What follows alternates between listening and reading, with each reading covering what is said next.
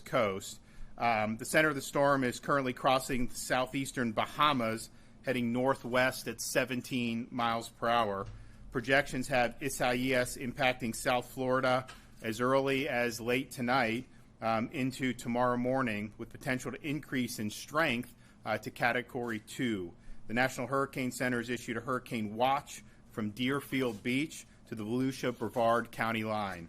A hurricane watch means that hurricane conditions are possible within 48 hours. The tropical storm warning is now in effect from Ocean Reef to the Sebastian Inlet. This means tropical storm force winds are likely within 36 hours. I want Floridians to know that the state of Florida is fully prepared for this and any future storm during this hurricane season. The Division of Emergency Management has had the State Operations Center at Level 1 since March, allowing them to actively plan for hurricane season even while responding to the COVID-19 pandemic. Very early on, the division created a PPE reserve for hurricane season. Right now on hand, they have 20 million masks, 22 million gloves, 10 million gowns, 1.6 million face shields, 270,000 coveralls, and 20,000 thermometers. Additionally, at my direction, the division purchased 50 generators to make sure we can remain nimble in the case of power outages. This is the most generators that the state has ever had on hand. Furthermore, the Agency for Healthcare Administration has ensured that 100% of our nursing homes and 100% of our assisted living facilities in the state of Florida have working generators on site. AHCA has also ensured that all 21 of the COVID-exclusive nursing home facilities that we've helped set up to respond to the coronavirus pandemic, that all those facilities also have a working generator on site. Division has more than 9.4 million bottles of water and more than 2.6 million meals ready to be deployed at a moment's notice. Finally, while we do not currently believe shelters will be necessary for this storm, we will be ready if they do become necessary.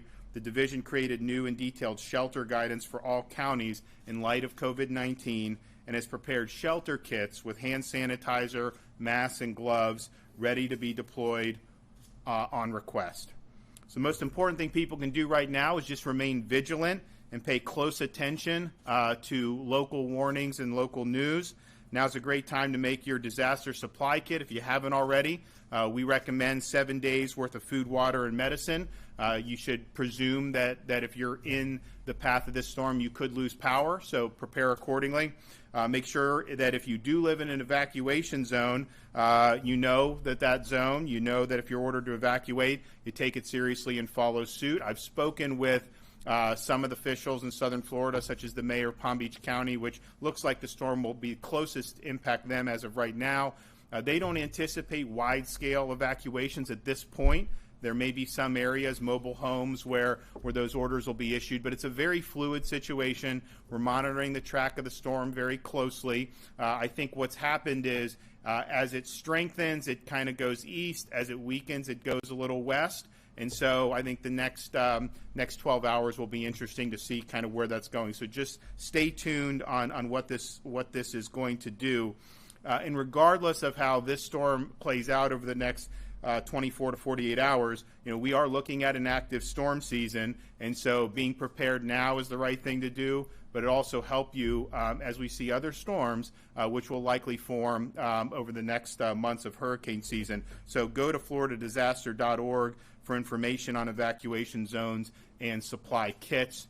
Stay in tune with the news, listen to the local officials, listen to our updates here at the state. It's a very fluid situation. We hope that it stays off our shores, but we've got to be prepared to have impacts in the state of Florida.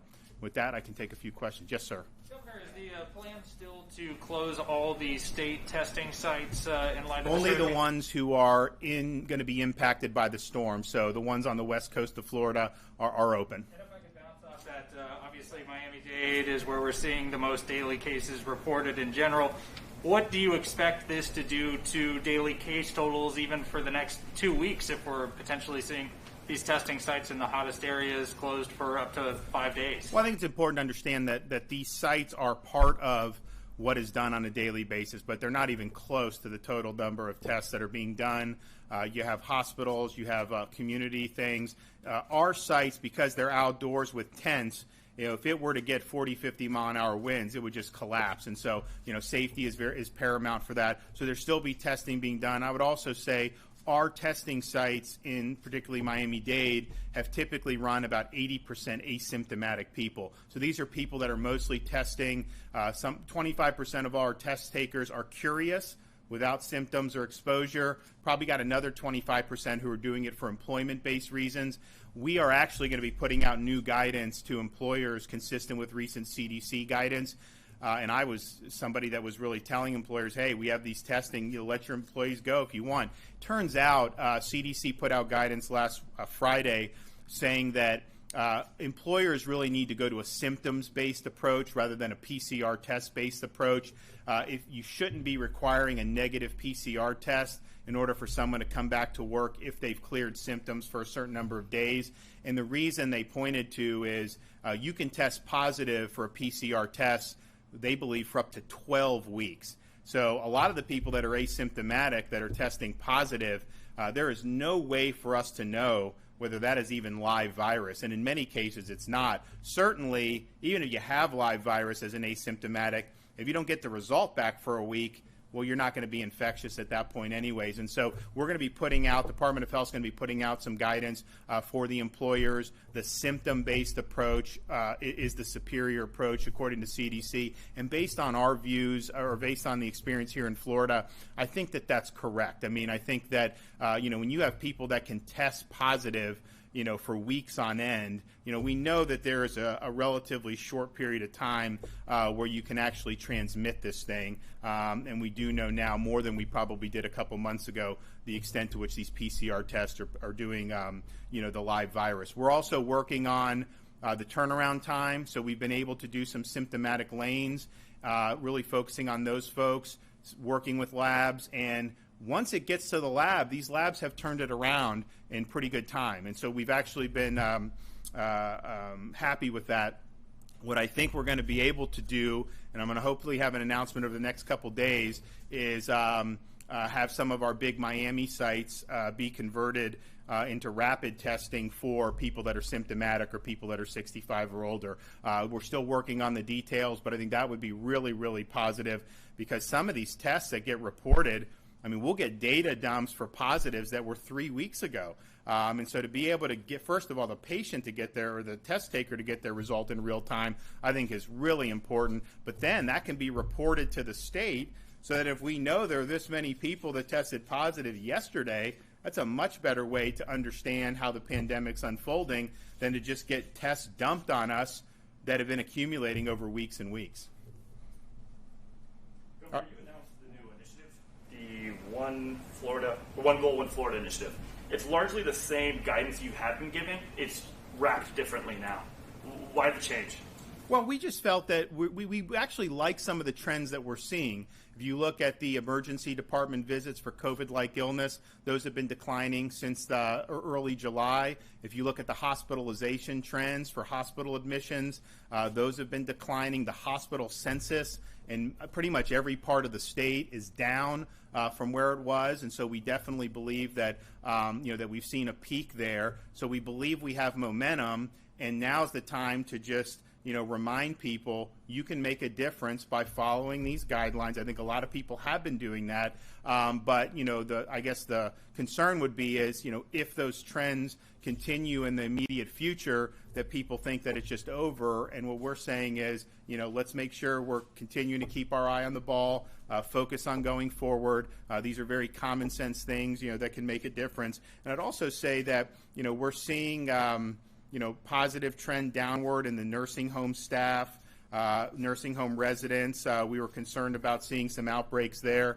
So I think that that's trending well. And then what we've really been able to do is provide really crucial support for our hospital system during, they had a really, really challenging 3-week run-up, particularly in places like southern Florida, particularly in places like Tampa Bay. So we surged a number of personnel, medical personnel, many nurses, down to help relieve the burden. I think that that's been a big positive. And then being able to have our COVID-only nursing facilities to be able to support our long-term care folks, the remdesivir, been able to keep that flowing. We're going to continue to do that. So I think that there's a lot of positive indicators, but if people if they follow these basic guidelines, and I would specifically say, the first thing we put on here is protect the vulnerable. And the reason is, I think what we're seeing with the folks who end up in critical condition, what we see with the people who unfortunately end up succumbing to this illness, is you tend to see folks who are skewing older. These are 65 and plus, many of them in their 70s and even 80s.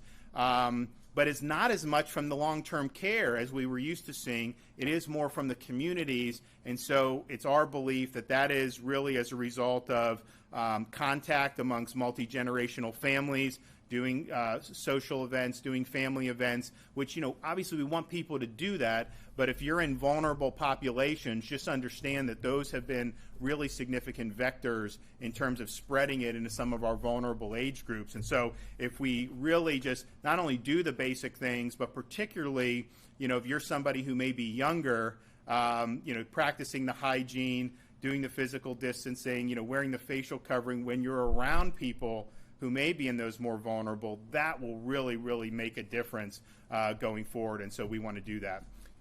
Back to the storm real quick. Given that it's still a few days away, are you hearing any concerns from South Florida where there's a majority of the cases and where this storm may impact first as far as related to COVID-19? And so I think the question about how COVID, I think the one thing that we are looking at is some of the agreements that some of the hospitals have to take some special needs folks in the case of storms.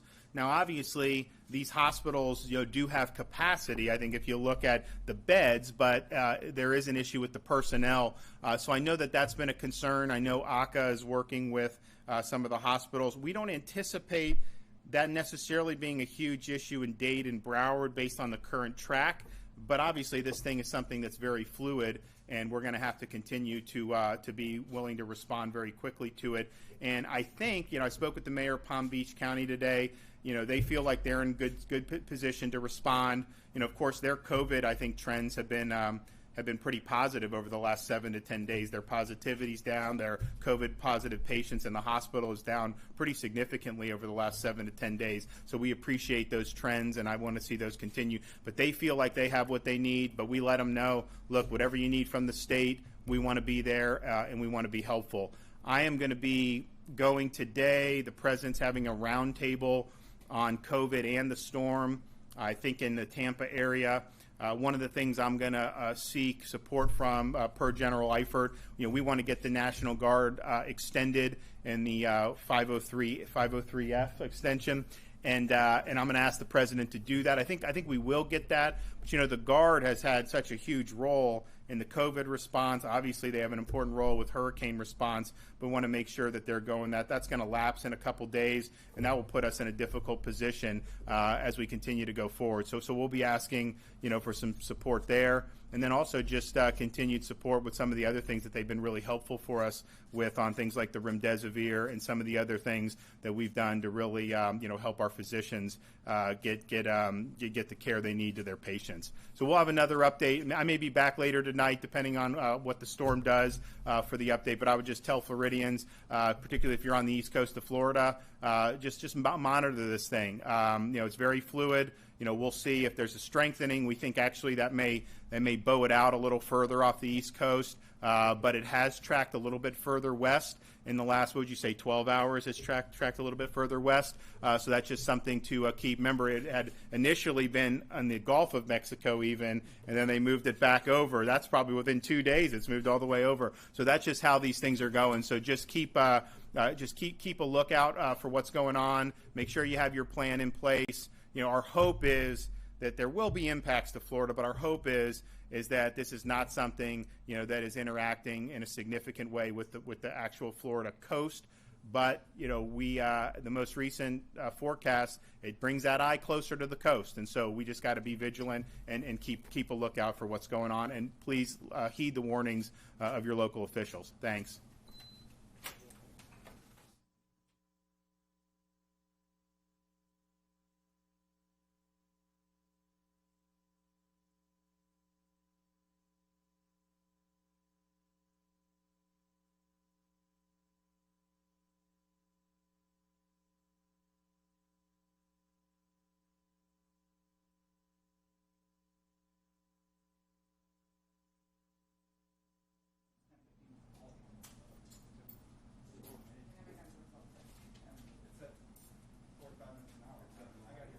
Good night captions. Good night satellite from the State Emergency Operations Center in Tallahassee, Florida. Good night.